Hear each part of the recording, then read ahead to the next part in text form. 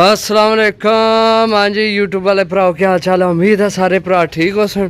पानी रोड हाँ है भी पानी रोड सारे हूँ ही आया मैं शहरों ते कार्गो करवा के तो जनाब साह चढ़ गया तो मैं ऊपर एक बार ना पानी डोल के चेंज करना इधर ये रखना पानी इधर पानी रखनी ते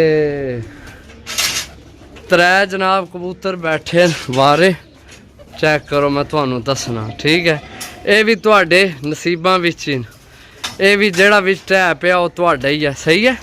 टेंशन नहीं लैनी किसी किस्म की जेड़ा जेड़ा सटिया तो वह जनाब विचे टैसी उपरों छत जाके पहले भी चरा इधरों जनाब है साडा भवान जो नहर है सही है।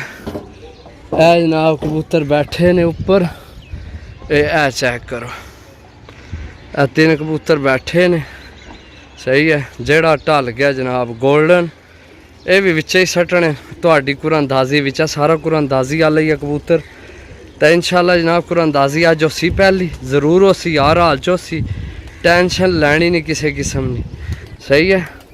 त्रै कबूतर बैठे ने तो बाकी जनाब देखने जेड़ा जेड़ा लैने तो जनाब लाने गोल्डन का लगे रात रुके आया है अला कबूतर बाकी वो कबूतर है सही है। ए पहले बिच रखनी पानी तो बाकी दोस्तों इंशाल्लाह इन्ना के विचे सटना। अगर ये भी किसी विच खड़ना होया तो विचे लपसी 10 जेड़े कबूतर किसी ने निकल सन 10-10 करके एक बंदे की 10 चांस लपसन सही है। तो इंशाल्लाह जनाब भरावां की अच्छी जनाब सहूलत असी देसा कबूतरबाजी करने वास्ते अच्छा बेनीफिट हो सी। बाकी इन्ना क्यों लाने ला के तो फिर तुहानू चेक कराने सही है।